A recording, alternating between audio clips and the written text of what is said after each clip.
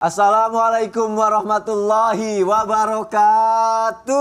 Waalaikumsalam warahmatullahi wabarakatuh. Jamaah jamaah. Alhamdulillah. Alhamdulillahirabbil alamin. Allahumma sholli ala sayyidina Muhammad wa ala ali sayyidina Muhammad. Alhamdulillah jamaah, kita ketemu lagi di Islam itu indah. Masya Allah, tabarakallah, ketemu lagi sama guru-guru kita yang Masya Allah kita cintai karena Allah. Kita akan bersenang-senang, kita akan belajar dengan cara yang menyenangkan pagi hari ini pastinya ya jamaah ya. Tapi sebelumnya seperti biasa ada berita viral yang akan aku kasih lihat untuk jamaah yang ada di rumah. Ini viral banget nih, hujan es turun di Jakarta termasuk kejadian cuaca apa tuh? Ekstrim. Ekstrim. Seperti apa ya? Kita lihat tayangannya yuk, silakan. Siapa ngerasain juga nggak pada saat itu? Enggak sih. Enggak ya? Nggak sampai Ciputat kayak. Nggak sampai Ciputat. Tapi Pondok Gede alhamdulillah Ada. anak-anak saya suka makan es krim. Oh, suka makan es krim doang. Kirain hujan es krim. Terus gimana ngeliatnya tayang seperti itu Ustaz Syah? Makanya ada doa, Allahumma la taqtulna bi ghadabika. Ya Allah, jangan kau hukum kami atau jangan kau hancurkan kami dengan murkamu gitu. Jadi kadangkala cuaca itu adalah kita kembalikan kepada Allah Subhanahu wa taala. Sebagai orang yang beriman, langsung mengembalikan semuanya kepada Allah Subhanahu wa taala dan minta kebaikan daripada apa yang turun. Ya Allahumma inni as'aluka khairaha wa khaira ma fiha. Dan aku berlindung kepadamu dari keburukannya dan apa yang ada yang buruk di dalamnya. Kita minta kebaikannya dan berhindar daripada keburukannya. Karena segala jenis yang Allah kirimkan itu tentu saja ada baiknya, ada buruknya. Dan bagi orang yang beriman segala sesuatu yang menimpanya adalah kebaikan. Nah, kalau kita lihat seperti ini bukan hanya faktor fenomena cuaca, tapi ini adalah ketentuan Allah Subhanahu wa taala. Masya Allah. Jadi tetap meminta kebaikan terhadap apa yang turun atau ada yang di depan kita gitu ya. Dan berlindung daripada azabnya. Dan berlindung daripada azab. Masya Allah. Ada berita viral lagi, mau lihat nggak? Viral Mau banget. dong. Mau ya? Tapi apa? Yang lain lagi deh. Oh, yang lain. Oke.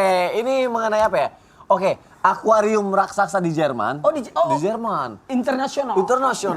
Meledak. Menumpahkan 1 juta liter air.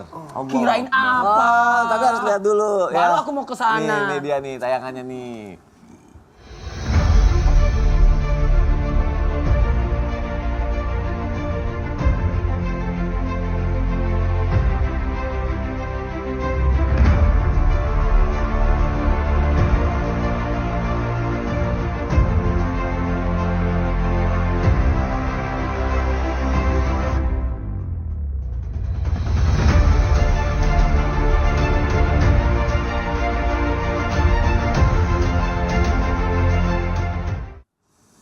Gimana Ustadz Maulana ngeliat tayangannya? Gini. Inilah ada namanya kewaspadaan. Kita senantiasa waspada dan mohon maaf tanpa menggurui, ada namanya qada. Ya. Ada namanya qada, ada namanya qadar. Ingat, qada dan qadar, ketentuan Allah di zaman azali. Kemudian ada qadar. Qadar adalah ukurannya. Dari sinilah fungsinya ada doa. Dari sinilah ada namanya doa tolak bala, kemudian ada zikir pagi petang. Karena kita tidak tahu kejadian apa yang terjadi hari ini dan bagaimana kejadian itu. Apakah di sini di studio memungkinkan ada kejadian? Bisa jadi. Kalau lampu di atas jatuh. Aduh, nauzubillah min dzalik. Nah, ini yang kita harus tekankan. Dimanapun orang, gak usah jauh-jauh. Kerikil kecil bisa membuat orang celaka. Jadi jangan pernah memandang. Jadi ada baiknya kita senantiasa berada dalam zikirullah, mengingat Allah. Dan ingat, kita tidak tahu kapan, di mana, dan bagaimana. Masya Allah, kalau gitu harus dipelajarin ilmunya. Pelajari.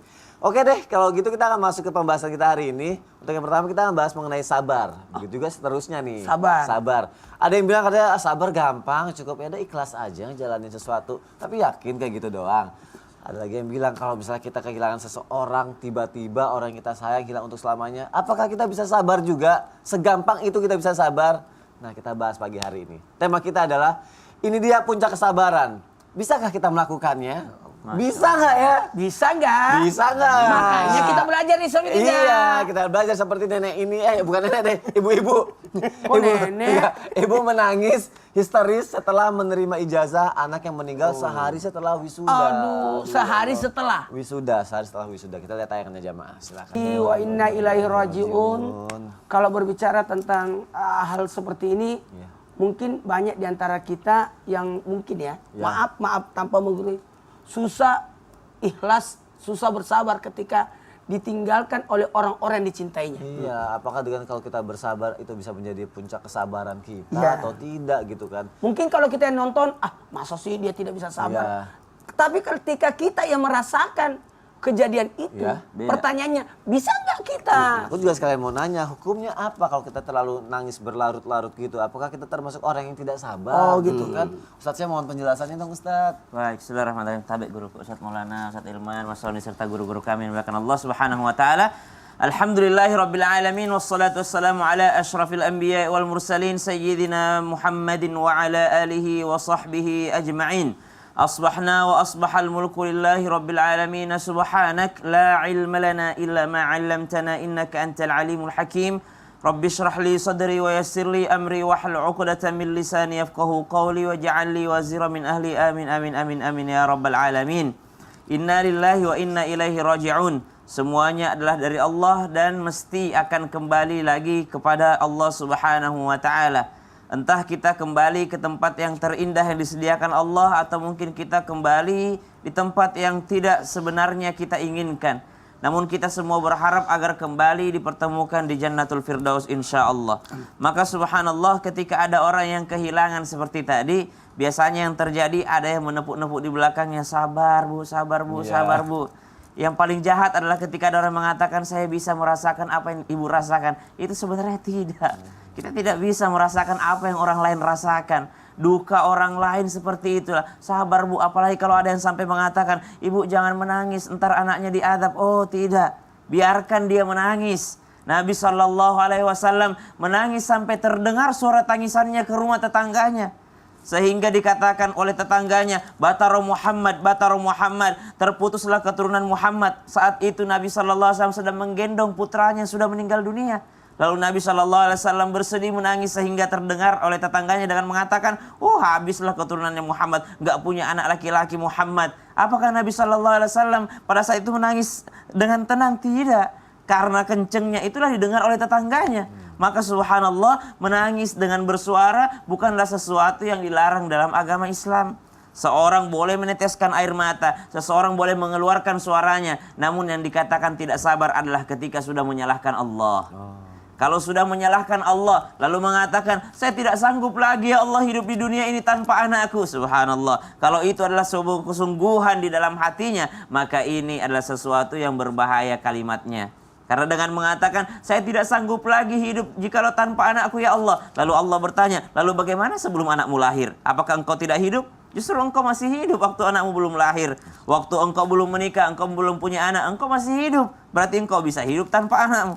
Jadi kalimat-kalimat inilah yang kadang-kala menentukan sabar tidaknya seseorang. Maka Allah Subhanahu wa taala berfirman di dalam Al-Qur'an, "Alladzina idza asabatuhum musibah qalu inna lillahi wa inna ilaihi raji'un." Kalimah yang paling pantas keluar daripada lisan seorang yang bersedih, yang sedang terkena musibah, maka inna lillahi wa inna ilaihi rajiun. Perbanyak kalimat itu. Wallahu ta'ala a'lam. Berarti kita boleh meneteskan air mata, tapi yang tidak boleh adalah kita menangis sambil menyalahkan Allah seperti Ustaz yang bilang. Karena ada orang menangis diam-diam, ada orang menangis bersuara. Oke, yang suara sambil nyalahin itu yang jangan ya. Masya Allah.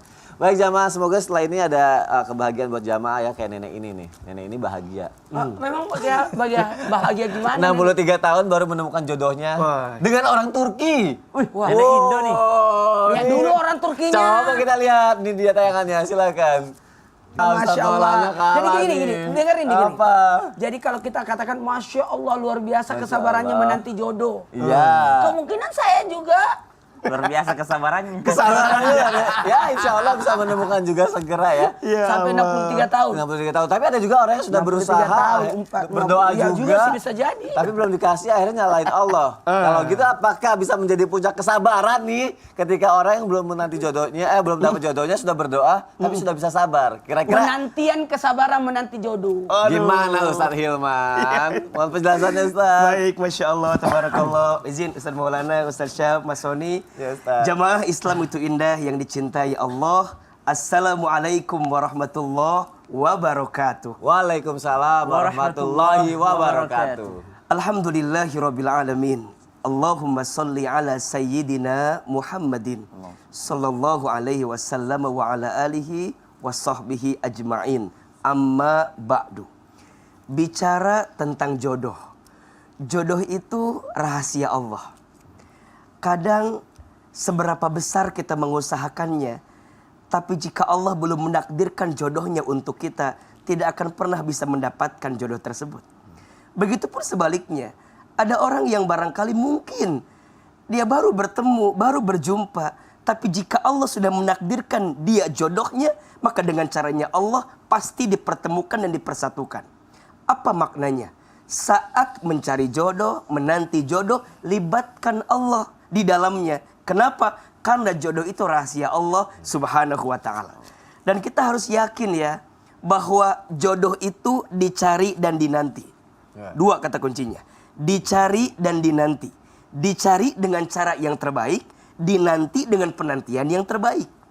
Maka banyak orang yang sibuk memikirkan siapa jodohnya, tapi tidak pernah sibuk bagaimana proses untuk mendapatkannya. Kita kadang-kadang sibuk ngetek si A, ngetek si B. Ustadz, aku mah kalau mau punya jodoh itu pengen yang hafiz Quran. Ih, Masya Allah. Terus saya tanya, kamu baca Qurannya gimana? Iqra aja belum benar Ya. gitu. Jadi kan kadang-kadang nggak nyambung gitu loh. Antara harapan yang dia inginkan dengan kondisi yang belum dia pantaskan. Maka mohon maaf, kadang Allah itu tidak memberi apa yang kita inginkan. Tapi Allah itu memberi apa yang kita butuhkan dan apa yang kita pantaskan. Jadi mohon maaf, jika hari ini ada di antara kita yang masih menanti datangnya jodoh, Ustadz, saya sudah berusaha, Ustadz, saya sudah mencari, tapi kok belum datang jodohnya, catat baik-baik. Boleh jadi Allah tidak menghadirkan jodohmu di waktu yang cepat, karena Allah sedang menyiapkan jodohmu di waktu yang tepat. Status hari Senin itu ya. Status hari Senin. Maka nggak boleh menyalahkan keadaan, ya. Ayo pantaskan diri, sibukkan dengan kebaikan, lakukan amalan yang mengundang datangnya rahmat Allah kepada kita melalui jodoh kita. Mungkin Allah lagi ngasih waktu bagi kita biar belajar dulu, nyiapin dulu, pastiin bekal dulu, ya. Maka nggak boleh kita bilang, udah kita mah udah nggak ada jodohnya, udah kita mah udah pasti nggak ada yang mau sama kita. Jangan, lihat fitih yang tadi, 63 tahun, kalau Allah berkenan, Allah datangkan. Maka Ustadz Maulana, jangan bersedih dengan keadaan hari ini. Jangan. Percayalah, Allah Maha Baik. Masya Allah. Dan Allah sedang menyiapkan yang terbaik untuk Ustadz Maulana. Tolong aminkan pemirsa semua. Amin, ya Rabbal Allah, Alamin. amin. Jadi tenang urusan jodoh. Yakinlah jodoh itu adalah kebaikan yang kita hadirkan. Dan Allah akan berikan kebaikan itu di waktu yang tepat. Masya Allah. Insya Allah. Nah, terima kasih ya Ustadz Hilman untuk penjelasannya, bagus banget. Tapi maaf, aku angkat telepon sebentar. Oh iya. Bentar, ya sayang, bentar. Ya kan aku bilang nanti. Son. Ya nanti.